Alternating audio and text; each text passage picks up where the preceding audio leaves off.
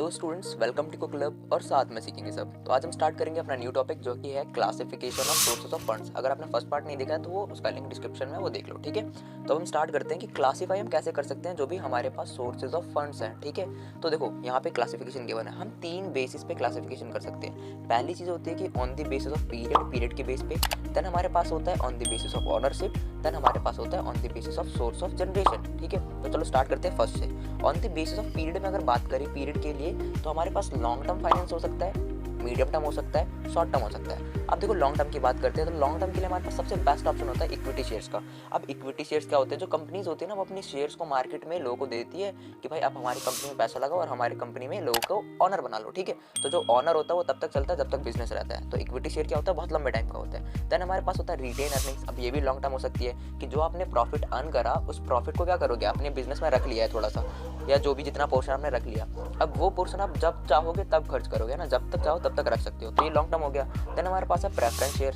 अब equity shares और preference shares में बहुत कम डाउट होता है, क्या कम डिफरेंस होता है। क्या होता है कि जो भी प्रेफरेंस शेयर होल्डर्स होते हैं उनको थोड़ा सा पहले ट्रीट करा जाता है इक्विटी शेयर होल्डर से, बट उनके पास क्या होता है, राइट नहीं होता वोट करने का। देन हमारे पास आता है डिबेंचर्स। अब डिबेंचर्स भी एक लॉन्ग टर्म प्रोसेस होता है। आप अपने कंपनी के डिबेंचर्स इशू कर दो मार्केट के अंदर 10 साल के लिए, 20 साल के लिए, 25 साल के लिए, है ना, रिडम्पशन के लिए, ठीक है। तो तब रिडीम करोगे जब वो डेट पूरी हो जाएगी, तो एक लॉन्ग टर्म पीरियड हो जाता है ना।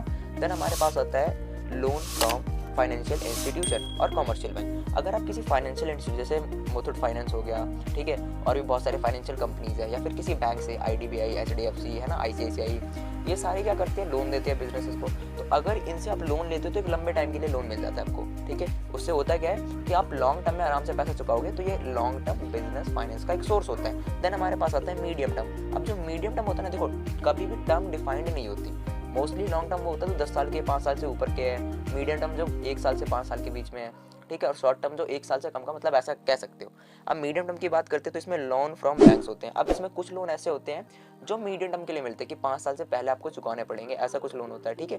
देन आपके पास है पब्लिक डिपॉजिट्स। अब देखो पब्लिक डिपॉजिट का मतलब क्या होता है कि आपकी कंपनी को ना पैसे की जरूरत है और आपने लोगों को बोला भाई कि आप हमारी कंपनी में पैसा लगाओ और इतने टाइम के बाद हम आपको 10% रिटर्न, 12% रिटर्न के बाद आपको पे भी कर देंगे, ठीक है। तो लोग आपकी कंपनी में पैसा लगा रहे होंगे, लेकिन इसका एक डिसएडवांटेज ये होता है कि लोगों को कंपनी के बारे में अगर श्योरिटी नहीं होगी तो पैसे नहीं ले सकती, मतलब नई कंपनी इसके अंदर तो आ ही नहीं सकती। देन हमारे पास है लोन फ्रॉम फाइनेंशियल इंस्टीट्यूशंस। आप किसी भी फाइनेंशियल इंस्टीट्यूशंस के पास जाके क्या कर सकते हो, लोन ले सकते हो अपनी फर्म को चलाने के लिए, मीडियम टर्म के लिए, ठीक है। देन हमारे पास है लीज फाइनेंसिंग।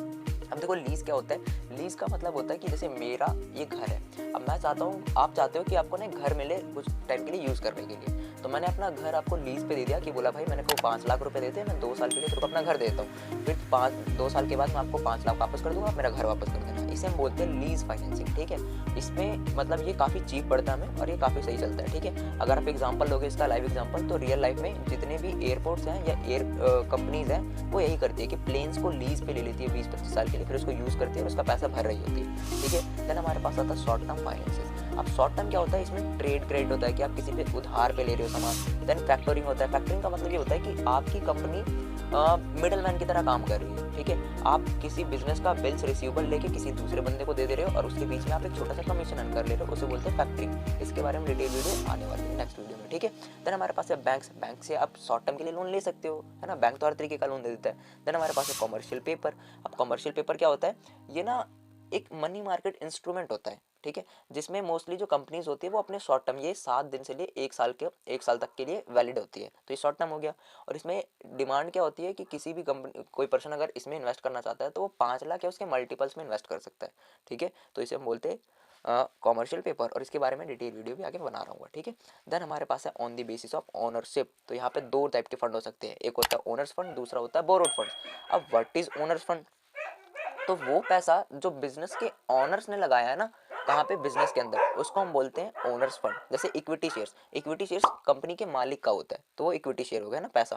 देन हमारे पास रिटेन अर्निंग, प्रॉफिट भी तो बिजनेस का खुद है ना, ऑनर का है ना, तो वो क्या हो गया, रिटेन अर्निंग्स भी किसका पार्ट हो जाता है, हमारे पास ओनर्स फंड का पार्ट। देन हमारे पास आता है बोरोड फंड्स, वो फंड जो आपने उधार लिए हैं, आपका खुद का नहीं है, तो डिबेंचर्स लेके आप क्या करते हो, उधार ले रहे होते हो। देन लोन्स फ्रॉम बैंक लेके आप क्या कर रहे हो, तो उधार ले रहे होते हो। कॉमर्शियल बैंक से लोन लिया, फाइनेंशियल इंस्टीट्यूशन से लोन लिया, तो ये सारे क्या है, उधार हो गया। देन हमारे पास है पब्लिक डिपॉजिट, ये भी तो फालतू का उधार होता है ना, आपने कंपनी से, लोगों से पैसा ले लिया है और आपने प्रॉमिस कर दिया कि कुछ टाइम के बाद आप क्या करोगे, उन्हें रिटर्न कर दोगे, ठीक है। तो ये कैसा हो जाएगा, पब्लिक डिपॉजिट्स भी किसका पार्ट आ जाएगा, बोरोड फंड्स का पार्ट आ जाएगा। देन हमारे पास है लीज फाइनेंसिंग। अब लीज फाइनेंसिंग क्या बताता है हमें कि भाई कुछ टाइम के लिए आप मेरा एसेट बोरो कर लो, उसको यूज करो, फिर उसके बाद आप रिटर्न कर देना, ठीक है। देन हमारे पास आता है at the end commercial paper. Commercial paper में हम क्या करते हैं कि कुछ टाइम के लिए उधार ले लेते हैं पैसे, ठीक है, फिर उसके बाद 1 साल के अंदर अंदर उसको क्या कर देते हैं, हम रिटर्न कर देते हैं। देन हमारे पास क्या है, on the basis of source of generation. अब इसके बेस पे दो टाइप के सोर्सेज हो सकते हैं फाइनेंस को कलेक्ट करने के लिए, एक होता है इंटरनल सोर्सेज, दूसरा होता है एक्सटर्नल सोर्सेज। अगर इंटरनल सोर्स की बात करें तो इक्विटी शेयर कैपिटल और रिटेन अर्निंग दो हो गए, कि जो इक्विटी शेयर वाला पर्सन है, जो भी ओनर है, वो पैसा लगा रहा है तो वो इंटरनल सोर्स हुआ, तो इसलिए वो इक्विटी शेयर भी इसके अंदर आ जाता है। फिर जो रिटेन अर्निंग जो बचाया वो प्रॉफिट है, वो भी तो बिजनेस का खुद का है ना, तो वो इंटरनल का पार्ट हो जाता है। देन हमारे पास आता है एक्सटर्नल सोर्सेज। अब एक्सटर्नल सोर्सेज में क्या होता है, फाइनेंशियल इंस्टीट्यूशंस, ये बाहर की है ना, जो लोन देने का काम ही करती है, जैसे मुथूट फाइनेंस हो गया, तो ये बाहर से आपने लोन ले लिया। देन हमारे पास है लोन फ्रॉम बैंक्स, बैंक से आपने लोन लिया, वो भी तो एक एक्सटर्नल सोर्स हुआ, आपके बिजनेस का पार्ट थोड़ी है, वो इकोनॉमी का पार्ट है। देन हमारे पास है प्रेफरेंस शेयर्स, कि आपने शेयर्स इशू करे प्रेफरेंस शेयर होल्डर्स को और उनसे पैसा लिया। अब देखो प्रेफरेंस शेयर और इक्विटी शेयर में डिफरेंस क्या होता है कि जो इक्विटी शेयर होल्डर होते हैं वो मालिक होते हैं और प्रेफरेंस शेयर होल्डर्स मालिक नहीं होते हैं, इसीलिए वो एक्सटर्नल सोर्सेज में। देन हमारे पास है पब्लिक डिपॉजिट। अगर बाहर के लोगों से पैसा ले रहे हो तो वो किसमें, किसका पार्ट बन जाएगा, ऑब्वियसली एक्सटर्नल सोर्स हो जाएगा। अगर डिबेंचर्स इशू कर रहे हो तो बाहर के लोग सब्सक्राइब करेंगे डिबेंचर्स को, तो वो फिर एक्सटर्नल सोर्स बन गया। लीज ले रहे हो वो भी बाहर से, कॉमर्शियल पेपर इशू कर रहे हो वो भी तो बाहर ही इशू करोगे ना। ट्रेड क्रेडिट फैक्टरिंग, ये सारी चीज़ें कहाँ से होती है, बाहर से होती है, आपके बिजनेस का पार्ट नहीं है ये, ठीक है। तो ये थे हमारे पास sources of business finance. I hope आप क्लियर हो गए होंगे। अगर कोई डाउट है तो कमेंट कर सकते हो, और वीडियो पसंद आए तो बस लाइक कर देना और अपने दोस्तों के साथ शेयर भी करना। मिलते हैं नेक्स्ट वीडियो में, थैंक यू।